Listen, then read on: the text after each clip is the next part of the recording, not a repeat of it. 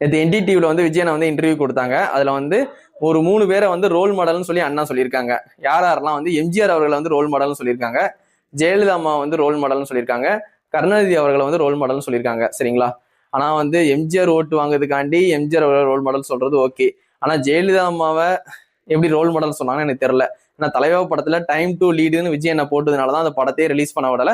நிறைய பிரச்சனை கொடுத்தாங்க. ஒரு 5 மணி நேரம் வந்து நிக்க வச்சாங்க ஜெயலலிதா அம்மா வந்து. சரிங்களா? அவங்க அப்பாவோட வந்து நின்றுட்டு இருந்தாங்க விஜயனை வந்து. இந்த அளவுக்கு வந்து நெருக்கடி கொடுக்கும் போது அப்பவுமே வந்து அண்ணனுக்கு ஒரு கோபம் இருந்திருக்கும். நம்ம எவ்வளவு பெரிய ஸ்டாரா இருந்தாலும் இன்னொரு பவர் நமக்கு வேணும் அப்படின்ட்டு அப்பவே ஒரு இது வந்திருக்கும். சிஎம் ஆசை அப்பவே விஜயனுக்கு வந்திருக்கும். அப்படி இருக்கும்போது எப்படி ஜெயலலிதா அம்மா வந்து ரோல் மாடல் சொல்றாங்கன்னு எனக்கு தெரியல. இதுவும் ஓட்டுக்காண்டி மட்டும்தான். அதுக்கப்புறம் கருணாநிதி அவர்களை வந்து ரோல் மாடல் சொல்றதா இன்னும் வந்து நிறைய பேர் வச்சு செய்யறாங்க. ஏன்னா அவங்கள வந்து தீய சக்தின்னு சொல்லிட்டு இந்நேரம் வந்து ஜெயலலிதா அம்மா உயிரோட இருந்தாலும் கருணாநிதி அவங்க உயிரோட இருந்தாலும் ஏடிஎம்கேக்கு லீடரா வந்து ஜெயலலிதா அம்மா இருப்பாங்க, டிஎம்கேக்கு லீடரா வந்து கருணாநிதி அவர்கள் இருப்பாங்க. இவங்களை வந்து எப்படி ரோல் மாடல்னு சொல்லியிருப்பாங்க அண்ணன்? இறந்து போனவங்களை வந்து ரோல் மாடல்னு சொல்லி இந்த மாதிரி அவங்க ஓட்டை வாங்குறதுக்காண்டி இந்த ஸ்கிரிப்ட் அண்ணனுக்கு யார் எழுதி கொடுத்தான்னு தெரியல.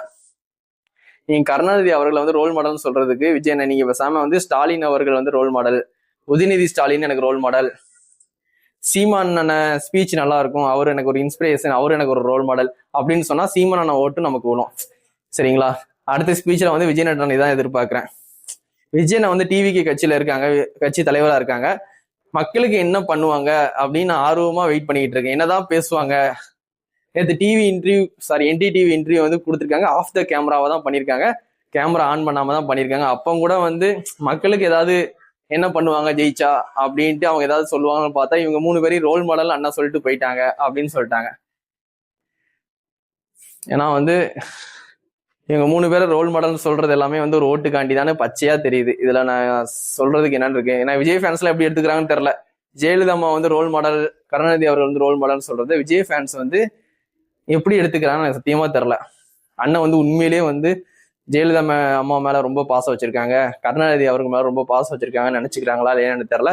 என்னைய பொறுத்த வரைக்கும் இந்த அஜித் மாதிரி கோட்டு போட்டு வந்திருக்கேன், அஜித் சார் மாதிரி வந்து கோட் சூட் போட்டு வந்திருக்கேன், மலேசியா போயிட்டு வந்தோடனே எனக்கு வந்து அஜித் சார் ஞாபகம் தான் வருது.